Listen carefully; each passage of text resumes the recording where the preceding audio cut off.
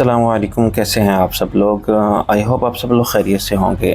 آج ہم پڑھ رہے ہیں ناول اناڑی کی ایک اور نیو ایپیسوڈ۔ بات اس کی 100% درست ہے۔ انہوں نے ایک ٹھنڈی سانس لی، لیکن ایسا ہو نہیں سکتا، یہ مجھے بھی معلوم تھا۔ پھر بھی بیٹے کی وجہ سے میں نے ہمت کی۔ آئی ایم سوری، میں نے کہا۔ کمال کرتے ہیں آپ بھی، سوری کہہ کے مجھے شرمندہ نہ کریں۔ آپ نے کون سی غلطی کی ہے؟ لیکن مجھے بتائیے کہ میری جگہ آپ ہوتے اس سچویشن میں تو کیا کرتے؟ میں رابعہ سے بات کر کے دیکھتا۔ رائٹ، یہی میں بھی کروں گا اور اس کا فیصلہ آپ کو بتا دوں گا، میں نے زور دیتے ہوئے کہا۔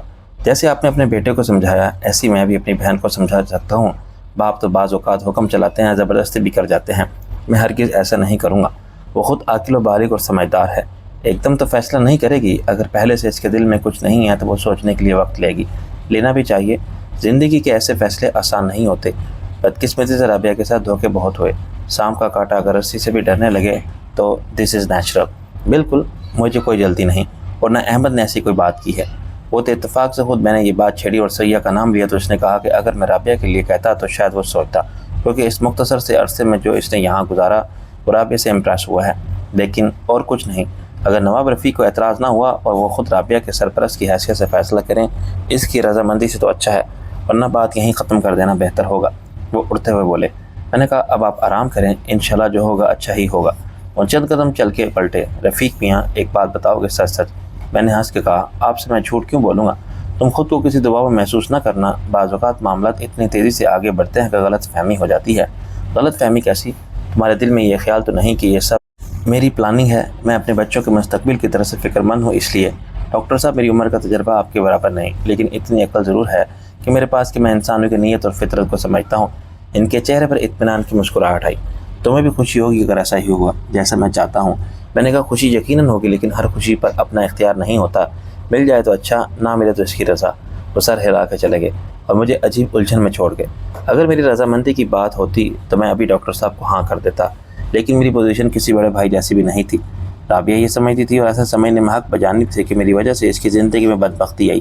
ہر بار اگر میں کہوں کہ جو کچھ ہوا اس کا نصیب تھا اور نصیب پر میرا کیا اختیار، تو یہ خود کو الزام سے بچانے کی بھونڈی کوشش ہوگی۔ سب سے پہلے یہ تمام جائیداد اور جاگیر مجھے اس لیے ملی کہ میں لندن میں تھا، ورنہ اس کا کوئی قانونی وارث میں نہ ہوتا۔ وہ دونوں بھائی ہوتے، میرے والد اور اس کے والد۔ ان کے بعد آج وہ بھی نصف کی مالک ہوتی، لیکن آج اس کی حیثیت کچھ بھی نہیں۔ اس کی ماں نے اس صدمے سے پاگل ہو گئی اور باپ اسے قتل کر کے پھانسی چڑھنے سے پہلے ہی مر گیا۔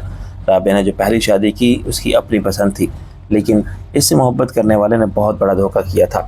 اس نے مجھ سے اپنی بہن کا انتقام لینے کے لیے یہ سارا کھیل رچایا تھا۔ وہ سمجھتا تھا کہ میں نے اس کی بہن کو بے آبرو کیا اور اس نے خودکشی کی تو میری وجہ سے وہ میری بہن کو شادی کے بعد ایسے موڑ پر چھوڑ گیا کہ رسوائی کے خوف سے وہ بھی خودکشی کر لے۔ رابعہ ہم سب کی کوشش سے زندہ رہی، مگر الزام مجھ پر رہا کہ میرے کیے کی سزا اسے ملی۔ دوسری بار اسے زندگی کی طرف لوٹانے والا شہزاد میر وکیل میرا ایک زبردست ایکٹر اور پیشہ ور کھلاڑی، لیکن سریا کے نمودار ہونے سے پہلے اس کی اصلیت کا اندازہ کوئی نہیں کر سکا تھا، خود سریا بھی نہیں۔ آج اس کا ذمہ دار صرف مجھے نہیں سمجھا جا سکتا، لیکن بدقسمتی سے میں بڑا بھائی تھا، نواب رفیق تھا، بہت پڑھا لکھا اور جہاں دیدہ، عقل مند اور دور اندیش۔ میں کیسے دھوکہ کھا گیا؟ ان حالات میں مجھے رابعہ سے ایک نئے رشتے کی بات کرنے کی ہمت نہ پڑتی تھی۔ ابھی اس کے لیے وقت بھی مناسب نہ تھا۔ شہزاد کی بے وفائی کے زخم ہنوز مندمل نہ ہوئے تھے کہ درمیان میں کسی وجہ کے بغیر رانا صاحب کا سپوت کو آنا پڑا۔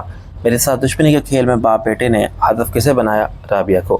بیچاری رابعہ، وہ میری بہن بھی نہیں تھی مگر سمجھی جاتی تھی۔ اس کا یہ حق بھی پورا نہ تھا۔ اس کی ماں نے تو چاہا تھا کہ رابعہ شریک حیات بن کر مجھ پر اور میری جاگیر پر پورا اختیار حاصل کر لے، لیکن فریال ایک ناقابل تسخیر پہاڑ کی طرح درمیان میں حائل تھی۔ اب میں یہ نئی بات چھیڑتا تو رابعہ ہاتھ جوڑتی کہ بس اور تماشا نہ بناؤ مجھے، میری زندگی مجھے اپنی مرضی سے جینے دو، اچھا برا جیسا ہے، میرا نصیب تمہاری تجربہ گاہ نہیں۔ بیوی تو میں بن نہیں سکتی تھی، بہن بھی نہ بنی، دونوں کے حقوق سے تم نے مجھے محروم رکھا۔ اتفاق سے میں اور تم کزن ہیں، کیونکہ ہم اپنی مرضی اور اختیار کے بغیر دو سگے بھائیوں کے گود میں پیدا ہو گئے۔ اس رشتے کو یہیں تک محدود رہنے دو، تمہاری بڑی مہربانی ہوگی۔ راجا نے مجھ سے اتفاق کیا کہ اس وقت رابعہ سے کوئی بات نہیں کی جا سکتی، پہلے سریا ٹھکرائے جانے کے جذباتی صدمے سے سنبھل جائے، اس کے بعد احمد حسن خود ہی رابعہ کی طرف ملتفت ہو اور اس کے رد عمل کو دیکھے۔ اگر کوئی شدید قسم کا منفی رد عمل سامنے نہیں آتا تو پھر امید کے ساتھ لیکن محتاط رہتے ہوئے آہستہ آہستہ پیش رفت کرے۔ ساتھ رہ کے اور ہم سب کی خاموش حمایت سے یہ کام مشکل ضرور ہوگا مگر ناممکن نہیں۔ سونے سے پہلے میں سریا کو دیکھنے گیا اور تکیے کے سارے نیم تراز ٹی وی پر کوئی فلم دیکھ رہی تھی اور جسمانی طور پر اس کی حالت میں بہتری نظر آ رہی تھی۔ اس کے گالوں کا رنگ پہلے جیسا دسکتا ہوا سرخ نہیں رہا تھا، لیکن خون کی کمی سے چہرے پر آ جانے والی سفیدی نے اس کی دلکشی میں اضافہ کر دیا تھا۔ اس کی سیاہ آنکھیں پہلے سے زیادہ سیاہ اور بڑی بڑی لگتی تھی۔ مجھے دیکھ کے وہ کچھ شرمندگی سے مسکرائی اور ٹی وی بند کر دیا۔ میں اس کے پاس بیٹھ گیا۔ کیسی ہو؟ میں نے آہستہ سے اس کا ہاتھ اپنے ہاتھ میں لیا۔ اس نے نظریں جھکا لی۔ جی زندہ ہوں، آپ سب کی کوشش سے۔ میں نے کہا کوئی اپنی خواہش کا اس میں کوئی دخل نہیں، اب بھی تم مرنا ہی چاہتی ہو اور جیسے ہی موقع ملا پھر کوشش کرو گی۔ وہ چپ رہی۔ ایسے جینے کی تمنا کرنے سے بھی کیا حاصل بھائی جان؟ کیوں؟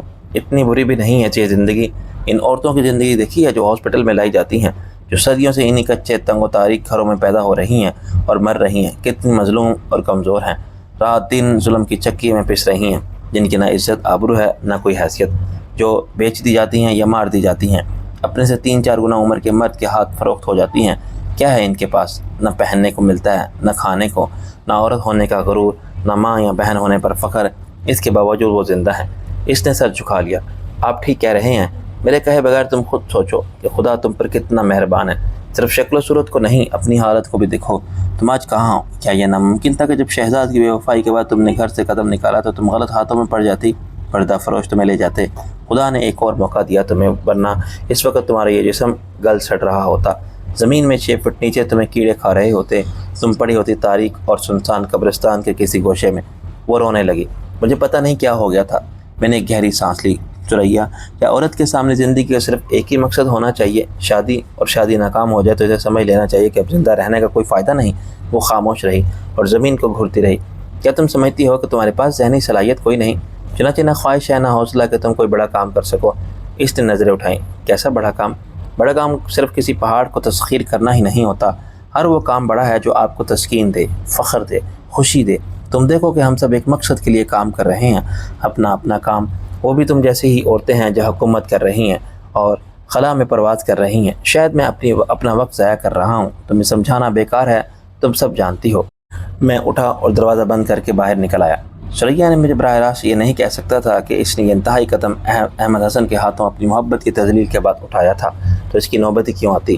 کیوں وہ اتنی دیوانی ہو گئی تھی کہ محبت کی ہتھکڑی اٹھائے احمد حسن کو گرفتار کرنے کے لیے اس کے پیچھے بھاگ رہی تھی، یہ دیکھے بغیر کہ دنیا اس کی دیوانگی کا تماشا دیکھ رہی ہے اور اس پر ہنس رہی ہے۔ محبت تو وہ خوشبو ہے جو کسی سمت سے بھی آنے والے کو کھینچ لیتی ہے، محصور کر لیتی ہے۔ احمد حسن شریف اور مہذب تھا۔ اس نے یقیناً پہلے ثریا کو ٹالا ہوگا، اپنے رویے سے سمجھانا چاہا ہوگا کہ وہ اس کی محبت کا جواب محبت سے نہیں دے سکتا، پھر شاید بے مروت ہو کے الفاظ میں یہی کہہ دیا ہو کہ وہ اس کا پیچھا چھوڑ دے۔ جب میں نے اتفاق سے دیکھ لیا کہ احمد حسن غصے میں ثریا کی سخت بے عزتی کر رہا ہے، شاید وہ آخری مرحلہ تھا جب احمد حسن کی قوت برداشت جواب دے گئی تھی۔ اس کے بعد ہی ثریا نے اپنی کلائی کاٹ کے خودکشی کی کوشش کی۔ تاہم میرے ذہن میں شک کا ایک کانٹا موجود تھا کہ اس کی یہ کوشش بھی سچ مچ اپنی جان لینے کے لیے نہیں تھی، یہ بھی احمد حسن کو متاثر کرنے اور اس پر دباؤ بڑھا کے اقرار محبت پر مجبور کرنے کی آخری کوشش تھی۔ ثریا کو ہم نے دروازے کے قریب پڑا پایا تھا، جو ایک ناقابل فہم بات تھی۔ اسے مرنا تھا تو واش روم میں جاتی یا بلیڈ پر لیٹ کے یہ کام کرتی۔ دروازے کے قریب لیٹ کر کلائی کاٹنے کا مقصد یہی تھا کہ خون بہہ کر دروازے سے باہر جائے تو کوئی دیکھ لے، مرنے سے پہلے اسے بچا لیا جائے۔ اب ثریا سے یہ سب کہنے کا کوئی فائدہ نہ تھا۔ احمد حسن پر اس ڈرامے کا بھی کوئی اثر نہیں ہوا تھا۔ میری طرح دوسروں نے یہی محسوس کیا ہوگا کہ ثریا کو ذلت کے سوا کچھ حاصل نہیں ہوا، دوبارہ وہ ایسی حماقت نہیں کرے گی، لیکن ہم سب اسے مزید احساس ذلت دلاتے تو اس کا یہاں رہنا مشکل ہو جاتا۔ باہر جا کے جانے کے اس کے ساتھ کیا ہوتا، اس کے ذمہ دار ہم ہوتے۔ حویلی میں میں محفوظ تھی، نور مجھ سے خفا تھی، میں جانتا تھا کہ اس کی خفگی ایک ادائے دلربا کے سوا کچھ نہیں۔ ابھی تک میں نے یہی دیکھا تھا کہ نور کی محبت میں نہ کوئی شرط ہے نہ مطالبہ۔ اس نے از خود اپنی کمزوری کا اعتراف بھی بارہا کیا تھا۔ اس کی محبت یک طرفہ ہے، اگر میں اسے نہ چاہوں تو وہ نہ وہ شکایت کرے گی نہ ہی مایوس ہوگی۔ میں ایک سے شادی کروں یا کسی اور سے، اس سے فرق نہیں پڑتا۔ یہ محض دکھاوا نہیں تھا، عملی طور پر وہ ایسی تھی۔ اس پہ چند روز اور فون نہ کرتا تو وہ اپنی ناراضگی بھلا کے مجھے منانے لگتی۔ فرصت ملی تو میں نے سوچا کہ کیوں آداب عاشقی کے تقاضے پورے کرتے ہوئے میں ہی اسے مناؤں اور اسے خوش ہونے کا موقع دوں۔ روٹنا اس کا ہے تو منانا میرا فرض ہے۔ اس کی آواز زیر میں نے کہا، کیسی ہو نور؟ اچھی ہوں، اس نے رکھائی سے جواب دیا۔ پتہ نہیں، میں ہنس پڑا۔ کیا پتہ نہیں؟ یہی کہ اچھی ہوں یا بری، تمہاری نظر میں کیا ہوں، کچھ ہے یا نہیں؟ میں نے کہا مجھے اندازہ تھا کہ تمہارا مزاج برا ہوگا، چنانچہ ایک جذباتی پراسر تقریر دل پذیر عرض کرتا ہوں۔ ایک استاد محترم نے بڑی محنت سے لکھ کر دی ہے اور گزشتہ رات برسوں میں 20 بار کا تو ذاتی تجربہ ہے۔ میں وہ ہنس پڑی۔ شرم تو نہیں آتی؟ نہیں، شرمانا لڑکیوں کا کام ہے، لڑکے بے شرم ہوتے ہیں، یہ طے ہے پہلے سے۔ تم بڑے پریشانی سے بچ گئے ہو فون کر کے۔ وہ کیسے؟ خدا نخواستہ تم نے کچھ کھا کے سو جانے کی ٹھان لی تھی، میں نے دردناک لہجے میں کہا۔ میں نے طے کر لیا تھا کہ صبح اپنا سامان اٹھا کے صد بدائی پہنچ جاؤں، تم اچانک مجھے اپنے سامنے دیکھتے تو کیا ہوتا؟ میرے ہوش اڑ جاتے، دماغ کا فیوز اڑ جاتا، ہاتھوں کے طوطے اڑ جاتے، اور وہ طائر روح بکو مت، میں اڑ کے جا رہی ہوں، کب کہاں اور کیوں مت پوچھنا، کیونکہ تم میرے ساتھ جا رہے ہو۔ لندن کا ویزا لگ گیا ہے، ایک ویزے پر ہم دونوں جائیں گے۔ ویری گڈ، ٹکٹ بھی ایک ہی ہوگا، آخر ہم یک جان دو کالب ہیں۔ دیکھو میں اکیلی نہیں جاؤں گی، ویزے کا اپلائی کر لو فوراً، تمہیں دیر نہیں لگے گی۔ اوکے میڈم، جیسا آپ کا حکم۔ مجھے ویسے بھی لندن جانا تھا، اچانک مجھے پتہ چلا کہ وہاں میرا کوئی جڑواں بھائی ہے۔ جڑواں بھائی؟ یہ تم کیا کہہ رہے ہو؟ اس کا نام وحید ہے، میں نے ہنستے ہوئے کہا۔ تم ڈاکٹر احمد حسن کو جانتی ہو نا، وہ لنگڑا اجراح آرتھوپیڈک سرجن، اس کی بہن ہے ٹینا۔ میں نے کہا وہ پاگل، ماہر امراض نسواں۔ میں نے کہا ویری بیڈ نور، کسی کی معذوری پر اس قسم کے نام و دینا بری بات ہے، کل کو خدا نخواستہ کوئی معذوری مجھے لاحق ہو جائے یا تمہیں۔ آئی ایم سوری، میرا مقصد کسی کی تذلیل نہیں کرنا تھا۔ ویسے بھی ٹینا پاگل ہرگز نہیں ہے، وہ ایک قسم کے نفسیاتی شوق میں ہے۔ ایک شوق اس نے کسی طرح برداشت کر لیا تھا، یہ دوسرا اس کی زندگی پر کالی رات بن کے چھا گیا تو وہ ختم ہی نہیں ہوتی۔ ذرا آسان عام فہم زبان میں فرمائیے۔ بھئی ہم نے شامی کو سرجری کے بعد ڈاکٹر مہدی حسن کے گھر شفٹ کر دیا، اس ہاسپٹل کا تمام ساز و سامان اکھاڑ کے صد بدائی شفٹ کرنا تھا۔ میں جب شامی کے ساتھ ڈاکٹر صاحب کے گھر گیا تو ٹینا کو پہلی بار دیکھا کہ وہ بہت خوبصورت ہے، مجھ سے بھی زیادہ۔ آخر تم عورتوں کو یہ فکر کیوں لاحق ہو جاتی ہے سب سے پہلے کہ ایسا نہیں ہو سکتا کہ کوئی تم سے بھی زیادہ خوبصورت ہو؟ کیوں نہیں ہو سکتا؟ میرے لیے نہیں ہو سکتا۔ جان من، حسن تو ہوتا ہے دیکھنے والے کی نظر میں، اور میری نظر میں تم ہو تو دوسرا کیسے ہو سکتا ہے؟ وہ بھی سب سے حسین تھی کسی کی نظر میں، اور اس کا نام تھا وحید۔ اب یہ مجھے نہیں معلوم کہ اگر اس محبت کا انجام شادی پر کیوں نہیں ہوا، جیسا کہ ہماری فلمی کہانیوں میں ہوتا ہے اور زندگی میں ضروری سمجھا جاتا ہے۔ تمہارے نزدیک یہ غلط ہے۔ غلط صحیح کی بات نہیں، جسے ہم محبت سمجھتے ہیں وہ لگن، وہ تڑپ، بے قراری اور دیوانگی ایک طلب ہوتی ہے۔ شادی کے بعد طلب نہیں رہتی تو وہ محبت بھی نہیں رہتی، لیکن ایک اور زیادہ گہری، پائیدار، وقت کے ساتھ ساتھ بڑھنے والی محبت شروع ہوتی ہے۔ یہ عجیب فلسفہ ہے، یہ فی الحال آپ کی سمجھ میں نہیں آئے گا۔ ٹینا کی اس محبوب سے شادی نہیں ہوئی، معلوم نہیں کیوں۔ ممکن ہے وہ محبت اور شادی کو الگ الگ رکھتا ہو یا کوئی اور بات ہو۔ ٹینا نے اس صدمے کو برداشت کر لیا، لیکن اس کے دماغ پر اثر باقی رہا۔ پھر علی ظفر نے اسے پسند کر لیا، یا شاید خود ٹینا نے علی ظفر کو چانس دیا جو پہلے سے ٹینا کی محبت کا طلبگار ہوگا اور آس لگائے بیٹھا ہوگا۔ ڈاکٹر علی ظفر پاکستان آنے کے بعد بلا وجہ مارا گیا، میرا مطلب ہے بڑے غیر متوقع حادثے میں۔ اس کی ڈیوٹی شعبہ حادثات میں تھی، وہاں ایسے ہی کیس آتے ہیں، روڈ ایکسیڈنٹ یا فائرنگ میں، جہاں بلب مریضوں کے لواحقین ہنگامہ کرتے ہیں کہ ڈاکٹر صاحب کو چھوڑ کے ان کے مریض کو پہلے دیکھیں۔ بعض اوقات یہ ناممکن ہوتا ہے، بعض اوقات ڈاکٹر جان بوجھ کے اپنا ٹائم اسے دیتے ہیں، جس کے بچنے کا امکان ہو کہ وہ کوشش کریں تو کارآمد ہو۔ اس پر ہنگامہ ہوتا ہے کہ ڈاکٹر اسے نہیں دیکھ رہا ہے، جس کی حالت زیادہ خراب ہے۔ ایسا ہی کوئی مریض دم توڑ گیا اور لواحقین مشتعل ہو گئے کہ ڈاکٹر کی عدم توجہ سے اس کی جان گئی، انہوں نے ڈاکٹر کو مارا اور کسی مہلک چوٹ کے باعث وہ مر گیا۔ یہ دوسرا شوق ٹینا کے لیے تبکم ثابت ہوا۔ تم یوں سمجھو کہ کوئی ماں جس کے 2 بیٹے ہوں، ایک کی حادثاتی موت کا جذباتی صدمہ برداشت کر لے اور دوسرے کو زندگی کا سہارا بنا لے، تو دوسرے کی موت سے کیا وہ ٹوٹ پھوٹ نہیں جائے گی؟ لوگ کہیں گے پاگل ہو گئی ہے۔ اب مجھے واقعی اس سے ہمدردی محسوس ہوتی ہے۔ اب سنو میرے ساتھ کیا ہوا۔ جیسے ہی ٹینا نے مجھے دیکھا، اسے یوں لگا جیسے میں وحید ہوں۔ اس حد تک مشابہت نظر آئی کہ اس کے دماغ نے اور دماغ سے زیادہ دل نے مجھے وحید مان لیا۔ ہائے رے میری قسمت، تمہاری ایک اور دعوے دار پیدا ہو گئی۔ اب میں کیا کروں؟ میں نے کہا تم وہی کرو جو میں نے کرنے جا رہا ہوں، لیکن پہلے پوری بات سن لو۔ وحید کو یعنی مجھے دیکھ کر ٹینا پر وہی اثر ہوا جو کبھی کبھی ذہنی مریضوں پر الیکٹرک شاک کا ہوتا ہے۔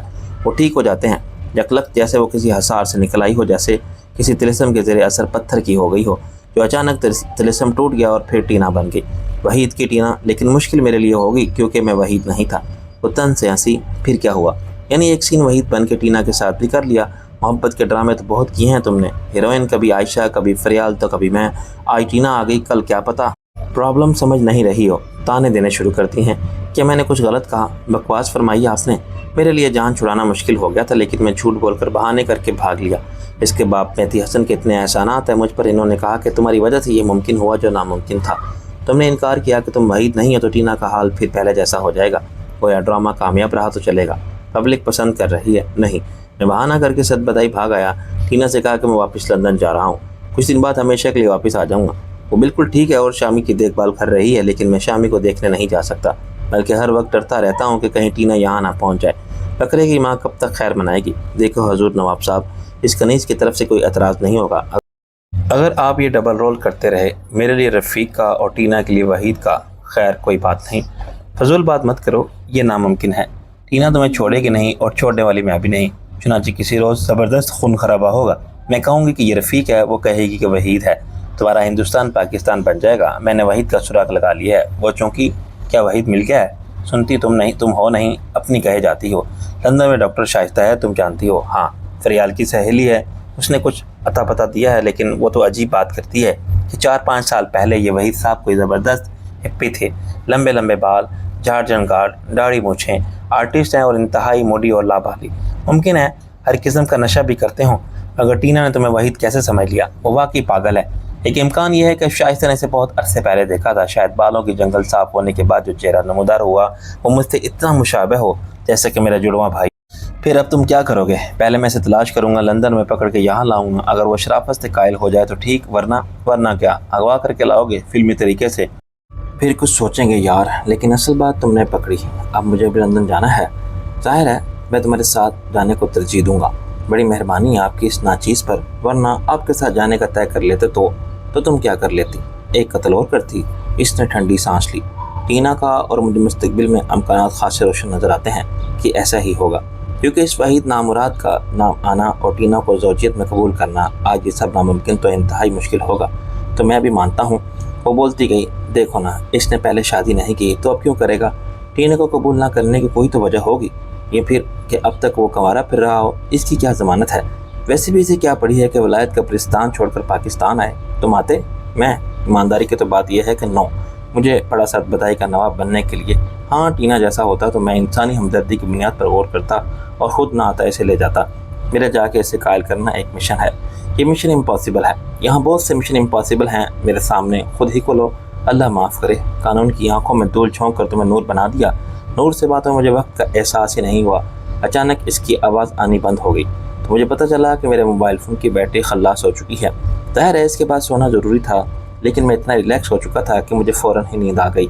अगले रोज़ फारूकी अपनी बीवी को वापस ले जाने के लिए पहुँच गया। लैला भाभी इस बारे में पहले ही बता चुकी थी, चुनांचे ये गैर मुतवक्किल नहीं था। मैं हॉस्पिटल में था जहाँ मामूल के मुताबिक शहनाज अपने कमरे में ख़वातीन मरीज़ों को देख रही थी। रेशम दरवाजे के सामने कुर्सी मेज़ लगाए बड़े अदब से बैठी हुई थी और अपने सामने 100-150 मरीज़ औरतों के और बड़ों के एक शोर मचाते बेहंगम हजूम को बड़ी कामयाबी से कंट्रोल कर रही थी। पहले मरीज़ों को बारी से अंदर भेजने के लिए कतार में बैठाया जाता था और इसका ख़ास ख्याल रखा जाता था कि बदनज़मी और धांधली ना हो। इस तरह ख़वातीन बारी के असूल को तोड़ते हुए अच्छा समझती थीं, लेकिन हर रोज़ झगड़े भी होते थे। कुछ महज उम्र की बिना पर तरजीह मांगती थी, कुछ मामूली बीमारी पर ऐसा ड्रामा रचाती थीं जैसे देर की सूरत में इनके दवा मिलने से पहले ही आलम बालों को सुधार जाना यकीनी है और इनकी मौत का सबब हर तरफ यकीनी होगा, जिसकी जिम्मेदारी संग दिल रेशम की थी, जो हमेदान हशर में वो इसका गिरबान पकड़ेगी। रेशम सबसे निमटना सीख लिया था। हकीकी तौर पर शदीद जलील को और बहुत उम्र रसीदा को वो पहले ही खींच कर देती थी। ताहम इस तरह सारे मामले को आखिरी फैसला डॉक्टर रेशम का होता था, जिसके खिलाफ कहीं अपील न थी। बाद में जब मरीज़ों की तादाद इतनी बढ़ गई कि कतार के आखिरी सिरे को नज़र में रखना मुमकिन न रहा, तो रेशम ने गत्ते के टुकड़ों वाले नंबर बनाए। इन चौकोर टुकड़ों पर गोल नंबर थे और रेशम के दस्तखत थे। जो मरीज़ नंबर लेता था अंदर आराम से आलती पालती मार के मरीज़ों के हजूम में बैठ जाता था। रेशम के मुकाबले ख़वातीन का इज्तिमा किसी जलसे जैसा हो गया था। ऐसा इज्तिमा बैरक के दूसरे किनारे वाले गेट पर अहमद हसन के लिए मौजूद था। अब सरगिया इसके मामन नहीं थी, तो ये काम एक रज़ाकार लड़का कर रहा था। मुस्तकबिल में उसका इम्कान नज़र आता था कि सुरैया फिर अपनी खदमात अहमद हसन के लिए वक्त करे। अभी तो इनके ताल्लुकात इतने कशीदा थे कि वो एक दूसरे की सूरत देखने के रवादार न थे। मैंने भी अहमद हसन से बात करना मौखर कर दिया था। जिस पुरानी बैरक हॉस्पिटल की शक्ल दी गई थी, इसकी लंबाई 60 फुट और चौड़ाई 35 फुट थी। चुनांचे इसमें और 2 कमरे दाएँ और 4 बाएँ तरफ बनाए गए थे। दरमियान में 5 फुट का रास्ता छोड़ने के बाद हर कमरा और इसका दूसरा हिस्सा 15 फुट का हो गया था। दाएं तरफ के पहले और आखिरी कमरे को डॉक्टर इस्तेमाल कर रहे थे। दरमियान के 2 कमरों में से एक दवाइयों का स्टोर था और एक में फालतू असबाब पड़ा था। डॉक्टर मेहदी हसन के साथ मैंने बाएं तरफ की तार का जायज़ा लिया तो काफ़ी गुंजाइश नज़र आई। डॉक्टर साहब का ख्याल था कि कमरे को हम पैथोलॉजिकल लेबॉर्ट्री बना सकते हैं, दूसरे में एक्सरे मशीनें नस्ब की जा सकती हैं। इसके बाद वाले 2 कमरों को मिला के एक कर दिया जाए तो ऑपरेशन थिएटर बन जाएगा। मेरे नज़दीक जगह के इस्तेमाल में इतनी कंजूसी की ज़रूरत नहीं थी। दूसरी बैरक की तामीर शुरू हो चुकी थी और 1 महीने बाद हर ज़रूरत के लिए वाफर जगह होगी। डॉक्टर मेहदी हसन ने सर हिलाया। जगह की बात नहीं, 1 महीने तक कोई काम नहीं होगा। सबसे पहले हमें ऑपरेशन थिएटर और एक्सरे मशीन के लिए आई टेक्नीशियन लाने चाहिए। कम से कम 250 मेगावाट का ट्रांसफार्मर नस्ब होगा। मैंने कहा, फिर तो हो चुका काम, वापडे वाले खूब दौड़ाएंगे। کیونکہ جب تک وہ دوڑائیں گے نہیں ہم ہار مان کے ان کی خدمت میں کوئی نظرانہ پیش نہیں کریں گے۔ مہدی حسن ہنسنے لگے۔ ایسا ہوتا ہے یقیناً، لیکن ہمارے ساتھ نہیں ہوگا۔ واپڈا کا ایک ڈپٹی چیف انجینئر ہے، کئی بار کہہ چکا ہے کہ خدمت کا موقع دیجیے۔ وہ ایک قرض اتارنا چاہتا ہے۔ وہ سمجھتا ہے کہ اس کے بیٹے کو جو آج کل ایس پی ہے، دوسری زندگی میری وجہ سے ہی ملی تھی۔ ڈاکوؤں کا پیچھا کرتے ہوئے اسے 3 گولیاں لگی تھیں، ایک شولڈر میں، دوسری پسلیوں میں جو ریڑھ کی ہڈی تک پہنچی، لیکن ہڈی کو نقصان نہیں ہوا۔ تیسری گولی ٹانگ میں لگی تھی، آپریشن میں نے کیا تھا، خدا نے اسے ہمیشہ کے لیے مفلوج ہونے سے بچا لیا۔ کافی پرانی بات ہے، اور آپ کا خیال ہے کہ اسے یہ قرض یاد ہوگا؟ بھائی دیکھتے ہیں آزما کے یادداشت کیسی ہے اس کی۔ کہنے کا مطلب یہ ہے کام جیسے بھی ہو کرانا تو ہوگا۔ اسی دوران ہم میڈیکل کمپنی سے لوگوں کو بلا کے اس کام میں لگا دیتے ہیں، وہ ایکس رے مشین نصب کریں اور آپریشن تھیٹر کا انسٹالیشن میں لگ جائیں۔ اس میں مہینہ لگ جائے گا۔ 1 مہینے بعد وہ بیرک بھی تیار ہوگی۔ رفیق میاں، کیوں نہ ہم ان سے انڈور وارڈ بنا دیں؟ 60 فٹ کی لمبائی میں ایسے ہی 2 وارڈ نکل آئیں گے، 12 فٹ چوڑے، ایک طرف زنانہ اور دوسری طرف مردانہ۔ ایک وارڈ میں بآسانی 10 بیڈ لگائے جا سکتے ہیں۔ میں ایک دم قائل ہو گیا۔ بالکل ٹھیک ہے آپ کا خیال، آپ کام شروع کرائیں، میں تیسری بیرک شروع کراتا ہوں۔ اس کی کیا ضرورت ہے؟ ضرورت بعد میں پڑے گی، ہم زنانہ مردانہ وارڈ الگ الگ کر سکتے ہیں۔ میرا تو خیال ہے کہ 4 بلاک ضروری ہیں، ایک ڈاکٹرز کے لیے اور اسٹور، ایک میں لیبارٹری، ایک میں آپریشن تھیٹر۔ وہ وارڈز آج کی ضرورت کے مطابق، بعد میں جو اضافہ ہوگا وہ بعد کی بات ہے۔ اس مرحلے پر راجہ نے نمودار ہو کے مجھے مطلع کیا۔ وہ آیا ہے فاروقی اپنی بیوی کو بازیاب کرانے۔ مجھے کچھ صدمہ ہوا، کیونکہ ایک طرف فاروقی کا سابقہ کردار تھا اور دوسری طرف اس تمام عرصے میں لیلا بھابھی کے ساتھ ہو جانے والی جذباتی وابستگی۔ جب وہ ہمارے ساتھ تھی، یہ خیال کسی کو بھی نہیں آیا کہ اچانک وہ ہمیں چھوڑ کے واپس اسی شوہر کے ساتھ چلی جائے گی جس نے ان کے ساتھ بہت زیادتی کی تھی، وفا کے بدلے جفا کی تھی، اور انہیں اتنے دکھ دیے تھے کہ وہ دن رات خون کے آنسو روتی تھی۔ میں نے بیزاری سے کہا، ٹھیک ہے لیلا بھابھی، جانا چاہتی ہے تو ہم کیا کر سکتے ہیں؟ تو ملے گا نہیں ان سے؟ میں نے کہا راجہ، ان سے کہہ یہاں آ کے مجھ سے مل لیں۔ دراصل وہ چاہتی ہے کہ تو بھی فاروقی سے ملے۔ میں تو مل چکا ہوں، وہ مہمان خانے میں بیٹھا ہے۔ میرا موڈ آف ہو گیا۔ حقیقت یہ ہے کہ میں اس شخص کی صورت نہیں دیکھنا چاہتا، لیکن چل، لیلا بھابھی کی خاطر یہ بھی صحیح۔ راجہ کے چہرے پر افسردگی تھی۔ دیکھ یار، کوئی ایسی بات نہ کرنا جس سے لیلا بھابھی کو دکھ ہو، یہ تو فاروقی کے رویے پر منحصر ہے۔ میں نے کہا۔ فاروقی مجھے دیکھ کر اٹھا، لیکن آگے بڑھ کر ہاتھ ملانے کے بجائے اس سے دور ایک صوفے پر بیٹھ گیا۔ کوئی سربوجل خاموشی میں گزر گئی۔ فاروقی مجھ سے نظریں چرانے کی کوشش کرتا رہا، پھر اس نے ہمت کر کے کہا، یار رفیق، جو کچھ ہوا کیا ہم اسے بھلا نہیں سکتے؟ میں نے تلخی سے جواب دیا، نہیں فاروقی صاحب، میں نے جو کیا اس کے لیے میں معافی مانگتا ہوں۔ میں نے زہر اللہجہ میں جواب دیا، تیر تلوار اور گولی کا زخم مندمل ہو جاتے ہیں، الفاظ کے نہیں۔ فاروقی صاحب، یہ ناممکن ہے کہ جو کچھ آپ نے کہا اس میں یاد سے نکال دوں۔ ہم اچھے دوست تھے۔ راجہ نے کہا، ایسی باتوں سے اب کیا فائدہ وکیل صاحب؟ وہ بولتا رہا۔ معلوم نہیں مجھے کیا ہو گیا تھا، تم کہہ رہے ہو کہ میرا دماغ خراب ہو گیا ہے، شیطان غالب آ گیا تھا مجھ پر، میں نے اچھے برے کی تمیز کھو دی، انسان ہوں میں بھی۔ راجہ نے اسپاٹ لہجے میں کہا، آپ کو اپنی صفائی میں کچھ بھی کہنے کی ضرورت نہیں، یہاں آپ کسی عدالت میں پیش نہیں ہوئے، نہ ہم نے آپ پر کوئی فرد جرم عائد کی ہے۔ اپنی بیوی کو ساتھ لیں اور جائیں۔ وہ کچھ دیر خاموش بیٹھا رہا۔ میں اسے آرام سے رکھوں گا، ہم کوئی ضمانت نہیں مانگ رہے ہیں۔ میں نے راجہ کو بولا، آپ کی بیوی ہے، وہ جیسے چاہیں رکھیں۔ فاروقی اس سلوک کے لیے تیار ہو کے آیا تھا۔ لیلا بھابھی آپ نے بڑی عزت اور محبت کے ساتھ رکھا تھا، آئندہ بھی یہ اس گھر کا ہوگا۔ میں کہ جیسا وہ جب چاہے آ سکتی ہے، اور آپ بھی۔ لیلا بھابھی خاموشی سے اندر آ کے میرے ساتھ آ گئیں۔ ان کے ساتھ ببلو تھا، وہ ان سے الگ کر بیٹھا ہوا اجنبی دیکھتا رہا جس کے ساتھ اسے جانا تھا۔ لیلا بھابھی اسے بتا دیا تھا کیا وہ اسی کے پاپا ہیں اور ہمیں انہی کے ساتھ رہنا ہے؟ اس نے یقیناً سوال جواب کیے ہوں گے۔ لیلا بھابھی نے اسے کسی طرح مطمئن بھی کر دیا ہوگا، لیکن تجسس کے ساتھ اس کی آنکھوں میں خوف بھی واضح نظر آتا تھا۔ لیلا بھابھی کی آنکھوں میں ابھی تک آنسو تھے، یقیناً کافی رونا دھونا ہوا تھا۔ حویلی کے سب مکینوں ساتھ لیلا بھابھی کے جذباتی رشتوں کی جڑیں بہت مضبوط ہو چکی تھیں۔ یہ خیال کبھی کسی کے دل میں آیا ہی نہیں تھا۔ اچانک وہ ہمیں چھوڑ کے واپس جانے کا فیصلہ بھی کر سکتی ہیں، کیونکہ فاروقی کے ساتھ ان کی نفرت کا اظہار مختلف موڈ پر ہوتا رہتا تھا۔ ریشم خاموشی سے چائے لا کے میز پر رکھ کے چلی گئی۔ یہ بھی لیلا بھابھی کے لحاظ اور احترام کا نتیجہ تھا، ورنہ یہاں فاروقی کو تذلیل کے سوا کچھ نہ ملتا۔ راجہ نے فاروقی کو چائے بنا کے پیش کی، جو اس نے لے لی۔ مجھے سخت دکھ تھا کہ ایک عزیز بے تکلف دوست کو، جس پر مجھے سب سے زیادہ اعتماد تھا، اب اس کو سب سے زیادہ نقصان پہنچانے والے دشمن کے طور پر دیکھ رہا ہوں۔ لیلا بھابھی نے آہستہ سے میرے کندھے پر ہاتھ رکھا۔ کیا تم انہیں معاف نہیں کر سکتے دیور جی؟ میں نے تڑپ کے انہیں دیکھا۔ یہ رشتہ پھر نہ جوڑیں بھابھی۔ بھابھی تم نے ہمیشہ کہا یا نہیں؟ میں نے کہا وہ ٹھیک ہے، لیکن جو آپ چاہتی ہیں وہ ناممکن ہے میرے لیے۔ ہاں، آپ کے لیے میرے جذبات ہمیشہ وہی رہیں گے۔ اس کا مطلب ہے میرے جانے سے تم خوش نہیں ہو؟ میں نے کہا یہ ہماری نہیں، آپ کی خوشی ہے۔ ہم کون ہوتے ہیں میاں بیوی کے رشتے کے بیچ میں آنے والے؟ لیلا بھابھی دوپٹے کے کونے سے آنسو پہنچتی رہیں۔ اللہ نے چاہا تو ایک دن سب ٹھیک ہو جائے گا، فاروقی بولا۔ شاید خدا نے ایک موقع دیا ہے مجھے، میں پوری کوشش کروں گا کہ لیلا کے ساتھ اپنی ہر زیادتی کا ازالہ کر دوں۔ ہماری کوئی اولاد نہیں تھی، ہم ببلو کو قانونی طور پر اپنا بیٹا بنا لیں گے۔ راجہ نے کہا یہ معاملہ تمہارے اور سریا کے بیچ میں ہے، اس میں ہم کہیں نہیں آتے۔ لیلا بھابھی نے کہا وہ آتا رہے گا یہاں۔ میں نے کہا اس کے حق میں بہتر یہی ہوگا وہ نہ آئے، دونوں طرف کے جذباتی رشتے اس کی شخصیت کو تقسیم نہ کریں۔ لیلا بھابھی نے آہستہ سے کہا سریا بھی ایسا ہی چاہتی ہے، میں سے کچھ نہیں کہہ سکتا۔ میں نے کہا فاروق ہی اٹھ کھڑا ہوا۔ میرا خیال ہے کہ ہمیں چلنا چاہیے۔ اس نے اپنا ہاتھ آگے بڑھایا۔ یہ ایک مشکل مرحلہ تھا۔ میرے دل میں غصے اور نفرت کا جو آتش فشاں بھڑک رہا تھا، جس کے شعلوں کو میں نے باہر نہیں آنے دیا۔ صرف لیلا بھابھی کی خاطر میں نے بہت سب سے کام لیا۔ میری مشکل کو راجہ نے ہاتھ ملا کے آسان کر دیا۔ راجہ نے صرف ایک ہی نظر میں میری طرف دیکھا اور میں نے فاروقی سے ملانے کے لیے اپنا ہاتھ آگے بڑھا دیا۔ فاروقی نے چند سیکنڈ میرا ہاتھ تھاما۔ میں واقعی اس کا مستحق نہیں، لیکن میں پھر بھی معافی مانگتا ہوں۔ میں نے کچھ نہیں کیا اور اپنا ہاتھ کھینچ لیا۔ لیلا بھابھی چلیں گئی۔ ان کے جانے کے بعد شہناز، رابعہ اور ریشم میں رونے کا ایک اور مقابلہ ہوا۔ راجہ اور میں خاموشی سے واپس ہاسپٹل کی طرف لوٹ گئے۔ اچانک مجھے شدت کے احساس ہونے لگا تھا کہ حویلی اس طرح سوگ میں ڈوب گئی ہے جیسے کوئی مر گیا ہو۔ راجہ نے غصے سے کہا پیچھے دیکھو، کمرے سے نہیں نکلی۔ میں نے کہا اس میں حوصلہ نہیں ہوگا، بیٹوں کو ایسے دے دیا جیسے حرام کا تھا۔ راجہ یہ کسی عورت کے لیے آسان فیصلہ نہیں ہوتا، لیکن اب میں محسوس کرتا ہوں کہ اس نے ٹھیک ہی فیصلہ کیا۔ کم سے کم بیٹے کا مستقبل محفوظ کر دیا۔ لیلا بھابھی اسے سگی ماں سے بہتر پالیں گی اور فاروقی بھی۔ انہیں خدا نے ایک بیٹا دے دیا ہے جب وہ اولاد کی طرف سے مایوس ہو گئے تھے۔ راجہ میرے ساتھ چلتا رہا۔ کتنی مجبور ہوتی ہے یہ مخلوق بھی جسے ہم عورت کہتے ہیں۔ کوئی سوچ سکتا ہے کہ لوٹ کر وہ وہیں جائے گی؟ عورت کے لیے محبت ایک کمزوری بن جاتی ہے، اسے وہ نفرت سے نہیں بدل پاتی۔ میں نے دیکھا ہے کیسے کیسے شیطان صرف شوہروں کے ساتھ فرشتہ سیرت بیویاں بڑے صبر و استقامت کے ساتھ زندگی گزار دیتی ہیں۔ ہم مرد ایسا نہیں کر سکتے، ہماری قوت برداشت صفر ہوتی ہے۔ دعوے بہت کیے لیلا بھابھی نے، زندگی بھر منہ نہیں دیکھوں گی، طلاق لینے کا ارادہ بھی ظاہر کیا، لیکن غصہ کم ہوتا گیا اور بیوی کا شوہر پرستی کا جذبہ غالب آتا گیا۔ نہ جانے رابطہ کس نے پہلے کیا، فاروقی نے یا لیلا بھابھی نے، لیکن کسی کو پتہ نہیں چلا۔ چپکے سب ہو گیا، سارے معاملات طے پا گئے اور آج دیکھو وہ چلے گئی، سب کچھ چھوڑ گئی، سب بھول گئی کہ انہوں نے کیا کہا تھا، کیا ارادے ظاہر کیے تھے۔ شوہر کے گھر سے بڑھ کر عورت کسی گھر کو اپنا نہیں سمجھ سکتی، بیٹے کے گھر کو بھی نہیں۔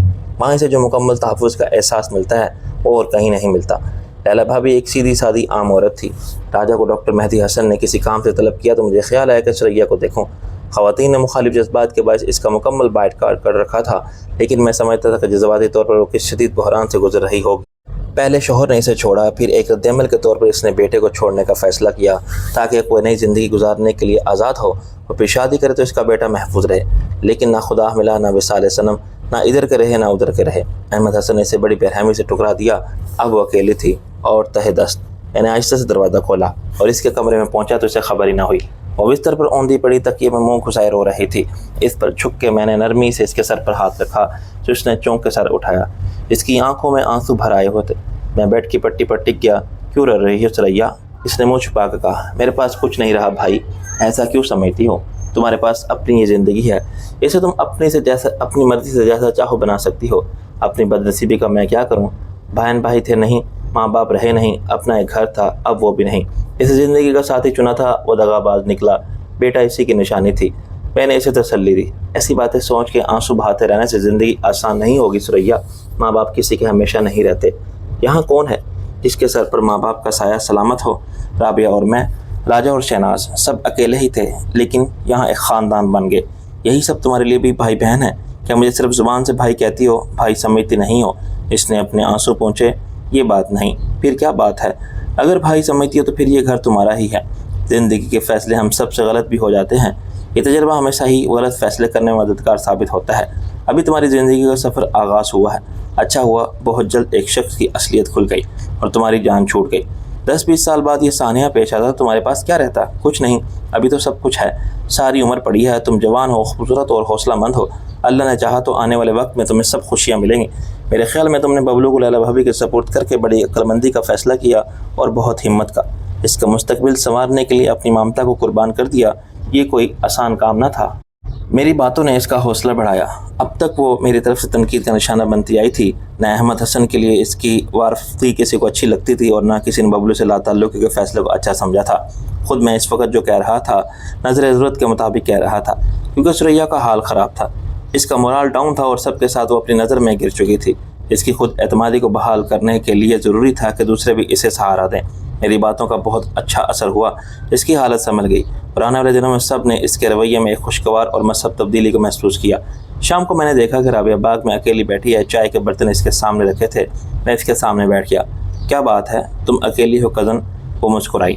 تم ساتھ ہو تو اکیلی کہاں ہوں؟ باقی لوگ کہاں ہیں؟ چائے ہے؟ ہاں، ابھی میں نے بھی کہاں پی ہے۔ باقی لوگ کون؟ سریا نے خود کو کمرے میں بند کر لیا ہے اپنی تقدیر پر آنسو بہانے کے لیے۔ بے وقوف لڑکی۔ میں نے کہا کزن وہ بے وقوف ہے تو کیا ہم بھی اس بے وقوف ہونے کی سزا دیں کیونکہ ہم بے عقل ہیں یا ایسا سمجھتے ہیں؟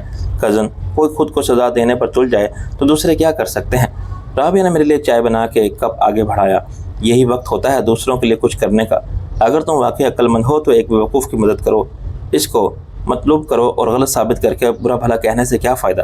سریا اب ہماری ذمہ داری ہے یا نہیں؟ رابعہ نے سر ہلایا۔ ہاں ذمہ داری تو ہے۔ مجھے خوشی ہوئی کہ تم یہ تسلیم کرتی ہو۔ اس کا حوصلہ بحال کرنے اور زندگی کو بہتر طریقے پر شروع کرنے میں اس کی مدد کرو۔ تم اس سے چھوٹی اور وہ تم سے بھی چھوٹی ہے۔ اب لیلا بھابھی کی جگہ اسکول میں وہ تمہارے ساتھ ہوگی۔ شہناز بھی ایسا ہی کہہ رہی تھی۔ وہ ہے کہاں؟ راجا بھی نظر نہیں آ رہا۔ رابعہ ہنسنے لگی۔ وہ لاہور گئے ہوئے ہیں، کل آئیں گے۔ خدا کا شکر ہے کہ شہناز بھی نکلی۔ وہ تو جب سے آئی تھی حویلی کی مصروفیات میں قید ہو کے رہ گئی تھی۔ تمہیں راجا نے بتایا تو ہوگا وہ شادی کرنے والے ہیں۔ ہاں، تمہیں شہناز سے یہ خبر ملی ہوگی، بڑی خوشی کی بات ہے۔ وہ اسی سلسلے میں کچھ شاپنگ وغیرہ کرنے نکلے ہیں، اسی لیے آج ہم پر بھی آپ کی نظر کرم ہو گئی، ورنہ حضور نواب صاحب کب آتے ہیں اور انہیں اپنی کزن یاد آتی ہے کہ جس کا نام رابعہ تھا۔ میں نے ہنس کے کہا تم سے تانے سن کے اچھا لگا۔ یہ تانے نہیں، حقیقت ہے۔ اچھا اپنی ایمان سے کہو، ان چڑیلوں کے لیے تو بار بار دوڑ لگاتے ہو لاہور کی طرف، جو کہنا ہے نام لے کے کہو تم ایک نند کی پوسٹ پر ہو۔ جب بھائی اپنی بہنوں کو نظر انداز کریں تو بہنوں کو نند بن کے گند ڈالنا پڑتا ہے۔ کبھی مجھ سے بھی کہا ہوتا لاہور چلو، اسلام آباد چلو، تمہیں گھما لاؤں۔ میں نے اعتراف کیا، مائی مسٹیک کزن، میں مانتا ہوں، ابھی چلو۔ اس کا چہرہ کھل اٹھا۔ ابھی؟ ہاں، کل کا کیا بھروسہ، فرصت ملے نہ ملے۔ میرا دل ہے، بہت عرصہ ہوا تم نے اپنے لیے کچھ بھی نہیں خریدا، کپڑے نہ جیولری۔ میری طرف سے اوپن آفر ہے، سارا کچھ لوٹ لاؤ۔ وہ لہرا کے اٹھی۔ میں ابھی تیار ہو کے آتی ہوں۔ رابعہ اور میرا رشتہ اپنا یہ تو اعتماد کا تھا۔ میں نے سب کو جب سے ہوش سنبھالا تھا اسے اپنے ساتھ دیکھا تھا اور درمیان میں بہن بھائی جیسی قربت تھی، اور یہی دیکھتے ہوئے ہمارے بزرگوں نے سوچا ہوگا کہ ہمارے درمیان ازدواجی رفاقت کا رشتہ کامیاب ہوگا، لیکن ایسا میری وجہ سے ممکن نہ ہوا۔ اس کا سارا الزام فریال کو نہیں دیا جا سکتا۔ میں نے صاف بتا دیا تھا کہ رابعہ کے لیے میرے دل میں ایک بات بھائی جیسے ہیں، چنانچہ یہ ممکن ہی نہیں کہ میں اسے بیوی کے روپ میں دیکھ سکوں۔ کچھ ایسا ہی رد عمل رابعہ نے ظاہر کیا جس سے اس کی ماں کو بہت صدمہ ہوا۔ وہ کہتی تھی کہ صدبدائی کی ملکیت میں رابعہ یوں میرے ساتھ برابر کے شریک بن جائے۔ رابعہ شروع سے میری بہت اچھی دوست بھی تھی، مددگار بھی تھی اور رازدار بھی۔ جب اس کے والدین نہ رہے تو رابعہ میری ذمہ داری بن گئی، مگر حالات نے اس کے اور میرے تعلقات میں تلخی پیدا کر دی، کبھی غلط فہمی کے باعث تو کبھی میرے یا اس کی بدگمانی کے باعث۔ آج بہت عرصے کے بعد یہ موقع اتفاق سے آ گیا تھا کہ میں اس کے ساتھ اعتماد، قربت اور بے تکلف دوستی کا پرانا رشتہ پھر استوار کر دوں۔ شاید خود اس نے بھی محسوس ضرور کیا تھا کہ حالات نے ہمیں ایک دوسرے سے دور اور اجنبی کر دیا تھا، لیکن ایسا ہونا نہیں چاہیے۔ رابعہ نے سریا کو بھی ساتھ چلنے کے لیے کہا تھا۔ وہ میری بات مانتے ہوئے یہ چاہتی تھی کہ سریا کچھ دل بہلے، وہ بھی گھومے پھرے اور شاپنگ کرے، لیکن سریا کا موڈ آف تھا، اس نے انکار کر دیا۔ ہم رات کے لاہور پہنچے، ایک ہوٹل میں الگ الگ کمرے لیے اور پھر کھانے کے لیے نکل گئے۔ رابعہ بہت خوش تھی اور مسلسل بولتی رہی، ہنستی رہی اور ہنساتی رہی۔ اگلا پورا دن اس نے شاپنگ کی اور میں اسے بہترین شاپنگ سینٹرز میں لے گیا۔ یہ محض اتفاق تھا کہ رابعہ نے ایم عالم روڈ کے ایک ریسٹورینٹ میں راجہ کے ساتھ شہناز کو داخل ہوتے دیکھ لیا۔ اس نے فوراً مجھے متوجہ کیا۔ وہ دیکھو، راجہ اور شہناز، چلو انہیں سرپرائز دیں۔ میں نے اسے روک دیا۔ نہیں، انہیں اپنی پرائیویسی انجوائے کرنے دو، ہم انہیں ڈسٹرب نہیں کریں گے، ہم کہیں اور چلتے ہیں۔ دوسری جگہ ڈنر کے دوران میں نے پوچھا تمہاری شاپنگ ہو گئی؟ ابھی نہیں کزن، کچھ باقی ہے، ہم کل واپس جائیں گے، جیسی تمہاری مرضی۔ وہاں سب کہتے ہوں گے کہ سارے لوگ کہاں چلے گئے، اتنا کام پڑا ہے۔ کون سب؟ ڈاکٹر مہدی حسن اور ان کا بیٹا۔ انہیں سریا نے بتا دیا ہوگا کہ ایک دن میں کچھ نہیں ہوتا۔ میں نے کہا یہ احمد حسن کیسا آدمی ہے؟ اس نے مجھے غور سے دیکھا۔ جیسا آدمی کو ہونا چاہیے ایسا نہیں ہے۔ کیا مطلب؟ وہ ہنسی۔ وہ 2.25 ٹانگ کا آدمی ہے۔ میں نے کہا کیا اس سے کوئی فرق پڑتا ہے کزن؟ اسے پڑتا ہوگا، مجھے یا تمہیں کیا فرق پڑ سکتا ہے؟ ڈاکٹر اچھا ہے، باہمت اور نیک دل ہے، پتہ نہیں اب تک اکیلا کیوں ہے۔ میں نے کہا تم سمجھتی ہو کسی بھی لڑکی کے لیے قابل قبول ہو سکتا ہے؟ کیوں نہیں، لیکن سریا اس کے لائق نہیں تھی۔ تم ایسا سمجھتی ہو اس کے لیے کیسی لڑکی ہونی چاہیے؟ وہ سوچ کے بولی کوئی ذہین، تعلیم یافتہ اور سنجیدہ مزاج جو اس کے خیال بھی رکھ سکے۔ میں نے کہا گویا تمہارے جیسی۔ اس نے مجھے گھورا۔ کیا مطلب ہے تمہاری اس بات کا؟ کچھ نہیں، ایک معیار تم نے بنایا تھا، اس پر میں نے غور کیا اور کوئی لڑکی نظر نہ آئی۔ یقیناً بہت ہوں گی مگر میں نہیں جانتا۔ تم جیسی کوئی لڑکی تم نہیں اس کے ساتھ خوش رہ سکتی ہے، ہاں اگر وہ خواب پرست نہ ہو، شہزادہ گلفام وحید مراد جیسا یا عمران خان نہ مانگے۔ لیکن ہم یہ ڈسکس کیوں کر رہے ہیں آخر؟ مجھے ایسا لگا جیسے تم اسے ناپسند کرتی ہو۔ کیسی بات کرتے ہو کزن، اتنا اچھا آدمی ہے وہ، پھر اس سے کھنچی کھنچی کیوں رہتی ہو؟ اتنی بے رخی سے کیوں پیش آتی ہو اس کے ساتھ؟ یہ تمہاری نظر کا فطور ہے۔ ایسی کوئی بات نہیں، ہی از اے پرفیکٹ جینٹل مین۔ اس کی شخصیت بڑی چارمنگ ہے، ایک پاؤں میں نقص کے باوجود وہ سوبر ہے، خوش ذوق ہے۔ سریا آخر اس پر کیوں فریفتہ ہوئی؟ مجھے اپنے سوال کا جواب مل گیا تھا۔ رابعہ کو اندازہ بھی نہ ہو سکا کہ میں نے براہ راست پوچھے بغیر اس کی مرضی معلوم کر لی ہے۔ اگر کچھ عرصے بعد یہ سوال اس کے سامنے آیا کہ کیا وہ احمد حسن کے ساتھ اپنی باقی زندگی گزارنے کے لیے تیار ہے، تو اس کا جواب نفی میں ہوگا۔ اس سے پہلے کہ وہ شک میں مبتلا ہو، یہ ضروری تھا کہ موضوع بدل دیا جائے۔ مجھے یہ اطمینان حاصل ہو گیا تھا کہ اگر میرے اشارے پر احمد حسن نے پیش قدمی کے پہلے رابعہ میں دلچسپی کا اظہار کیا، بالآخر اظہار محبت اور رابعہ کی طرف سے اس کی حوصلہ شکنی نہیں ہوگی۔ رابعہ نے اچانک میری طرف جھک کر کہا، مڑ کر مت دیکھنا، پیچھے دو میزیں چھوڑ کے دو مشٹنڈے بیٹھے ہیں۔ میں نے کہا، ذرا مشٹنڈے کی تعریف بیان کرو، کیا پتا کسی اور کی نظر میں تمہارا یہ قدم مشٹنڈا ہو۔ پہلے میں نے اپنا شک سمجھا تھا، لیکن یہ دونوں ہمارے پیچھے لگے ہوئے ہیں۔ میں نے ان کو لبرٹی میں دیکھا تھا، ہم ایک گھور رہے تھے۔ پھر جب ہم ایم عالم روڈ پر ایک ریسٹورینٹ میں جا رہے تھے اور پھر شہناز اور راجہ کو دیکھ کر آگے ہو گئے تو یہ وہاں بھی نظر آئے تھے۔ ہمارے پاس تو ایک وجہ تھی اندر نہ جانے کی، یہ وہاں سے یہاں کیوں آ گئے؟ میں نے کہا، تمہیں یقین ہے کہ یہ غلط فہمی نہیں؟ بالکل نہیں، دونوں ایک سے ہیں، اپنے حلیے اور اعتبار سے لمبے چوڑے، بھاری بھرکم، گھنی مونچھیں اور چھوٹے چھوٹے بال، دونوں سفید لٹھے کا شلوار قمیض اور اس پر بلیک واسکٹ پہنے ہوئے ہیں۔ صورت میں فرق نہ ہوتا تو لوگ جڑواں بھائی سمجھتے۔ میں نے کہا، میں اور تم ایک ساتھ اٹھیں گے، دروازے تک جائیں گے، ظاہر ہے یہ بھی ہمارے لیے آئیں گے آگے۔ ہم باہر جانے سے پہلے رک کر کچھ بات کریں گے، ان کو موقع دیں گے کہ یہ نزدیک آئیں۔ دیکھو، یہاں لڑائی جھگڑا نہیں کرنا۔ میں جانتی ہوں جوڈو کراٹے کے ماہر ہو، ریوالور بھی ہے تمہارے پاس، میرے پاس اللہ کی دی ہوئی عقل بھی ہے کزن۔ دروازے سے پلٹ کے واش روم کی طرف جائیں گے، لیڈیز اور جینٹس کے واش روم پیچھے آخری حصے میں ہیں، دونوں کو باہر جانا پڑے گا۔ یہ تو ہو نہیں سکتا کہ واش روم تک ہمارے ساتھ جائیں، 5-7 منٹ بعد ہم باہر نکل کے دیکھ لیں گے کہ وہ موجود ہیں یا چلے گئے۔ چلو اب اٹھو۔ رابعہ کا شک بے بنیاد نہیں تھا۔ 10 منٹ بعد میں نے کچھ فاصلے پر اپنی گاڑی کے قریب دیکھا، ان میں سے ایک سفید رنگ کی پیجارو میں ڈرائیونگ سیٹ پر بیٹھا تھا تو دوسرا باہر کھڑا تھا۔ ان کی پیجارو سامنے والی قطار میں ہم سے 20 قدم دور تھی۔ رابعہ کے بعد جیسے ہی میں نے ڈرائیور سیٹ سنبھالی اور اپنی کار کو ریورس کیا، میں نے پیجارو کو بھی قریب سے نکلتا دیکھا۔ اب میرے لیے شک شبے کی کوئی بات نہیں رہی تھی۔ میں نے کہا، قدم میری ایک بات مانو گی؟ میں کوئی وعدہ نہیں کر سکتی، دیکھو مجھے ان دونوں کے ارادے اچھے نہیں لگتے۔ آخر یہ ہے کون؟ میں نے بھی ان کو پہلے نہیں دیکھا۔ کیا یہ رانا کے بندے ہیں؟ ہو بھی سکتے ہیں، میرا شبہ ہے کہ یہی گجر برادران ہیں۔ کون گجر برادران؟ میں نے عقبی شیشے میں دیکھا تو پیجارو ہمارے پیچھے آ رہی تھی۔ تفصیل بتانے کا وقت نہیں، انہوں نے چودھری سلطان کو اغوا کیا تھا۔ اس نے فلم بنانے کا چکر دے کر ان دونوں بھائیوں سے لاکھوں روپیہ اینٹ لیا تھا۔ یہ تقریباً 50 لاکھ کے پھیرے میں آ گئے تھے۔ ان کی سینکڑوں بھینسوں کا باڑا تھا، مگر یہ ہمارے پیچھے کیوں لگے ہوئے ہیں؟ رابعہ خوفزدہ تھی۔ میں اب گاڑی روک رہا ہوں، شادرہ سے اندر جانے کے بعد جو پہلا پیٹرول پمپ آئے گا تم وہاں ٹھہر جاؤ گی، میں تمہارے ساتھ رہوں گی۔ اپنی عقل مت لڑاؤ، میری بات نہ مانی تو پتہ نہیں کیا ہوگا۔ پیٹرول پمپ سے تم ماجد خان کو فون کرنا، اس کا پتہ لکھ لو۔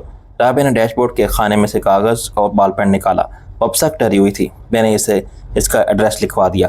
ماجد خان یا اس کو کوئی ملازم تمہیں پک کر لے گا تو صد بدائی بھی پہنچا دے گا، اس سے سب بتا دینا، رائٹ؟ رابعہ نے سر ہلایا۔ میں پولیس کو نہ بتاؤں؟ جو کرنا ہے ماجد خان کر لے گا۔ جب میں پیٹرول پمپ پر رکوں گا تو یہ بھی رک کر انتظار کریں گے۔ اگر ان کے ارادے کچھ اور ہیں تو میں ان کو ڈاج دے سکتا ہوں، ان سے ریس لگا کے فرار نہیں ہو سکتا۔ ان کی بڑی گاڑی ہے، پریشان ہونے کی ضرورت نہیں، مجھے کچھ نہیں ہوگا۔ پیٹرول پمپ تھوڑے ہی فاصلے پر تھے۔ پیجارو تقریباً 200 گز کا فاصلہ رکھتے ہوئے میرے پیچھے تھی۔ بس میں نے ایک بار چیک کیا، میں اپنی رفتار بڑھاتا تھا تو پیجارو کی رفتار بھی بڑھ جاتی تھی۔ میں سلو ہوتا تھا اور میرا پیچھا کرنے والے بھی سلو ہو جاتے تھے۔ میں نے رابعہ کو ہوشیار کیا، یہ اچھا بڑا پمپ ہے، آر یو ریڈی؟ اور گاڑی اندر موڑ دی۔ میں اپنی کار کو آخری پمپ پر لے گیا۔ کار کے رکتے ہی میں نے رابعہ سے کہا، گو، اور وہ بڑی پھرتی سے دوسری طرف کا دروازہ کھول کے اتر گئی۔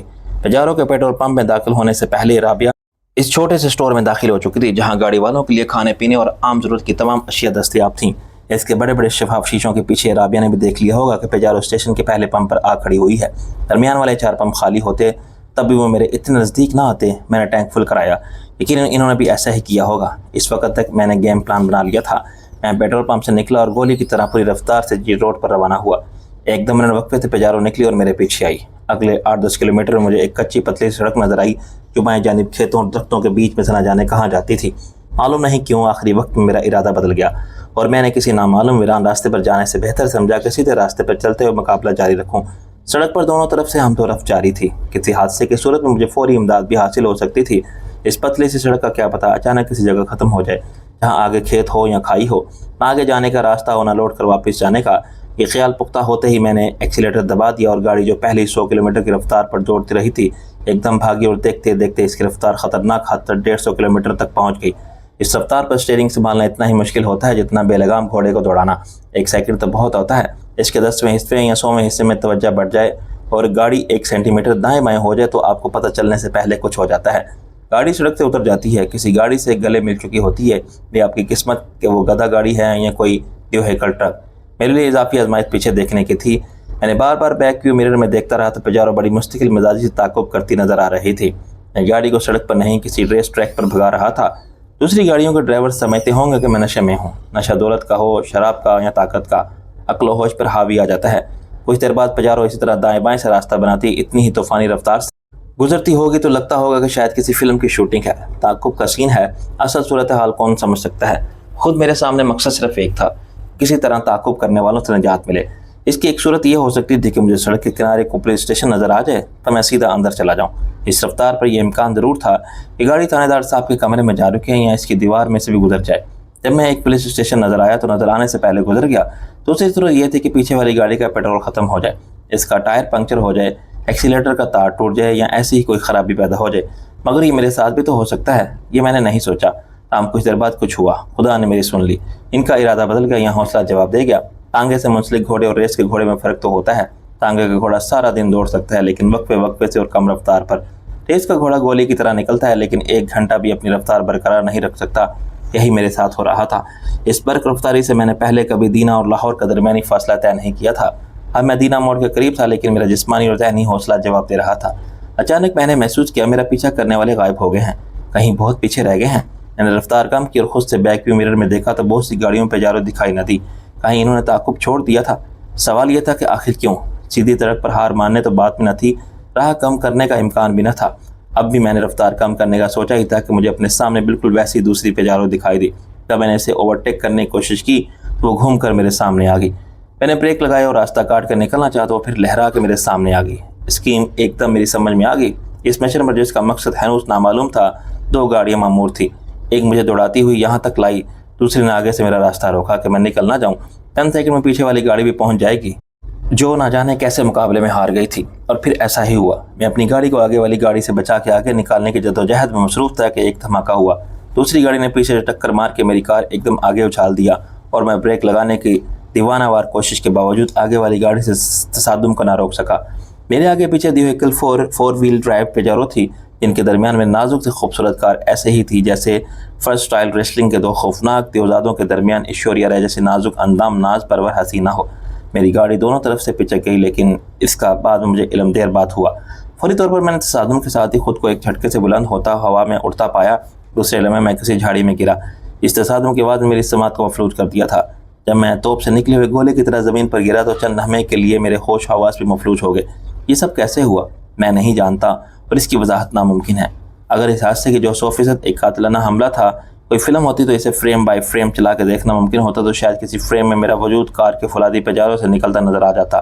میری قیاس ہے کہ سامنے والی گاڑی ٹکرانے کے بعد میری کار کی ونڈو اسکرین ذرا رہ ہو گئی تھی اور جھٹکے نے مجھے اس خلا سے نکال دیا جو شیشہ غائب ہوا سے بنا لیا تھا۔ میرے چہرے پر خراشیں تھی اور خونی لکیریں تھی۔ شیشے کے ذرے میرے کالر کے کھلے حصے میں سے اندر چلے گئے تھے اور میرے لباس پر چپک گئے تھے، تاہم میری آنکھیں محفوظ رہی تھی۔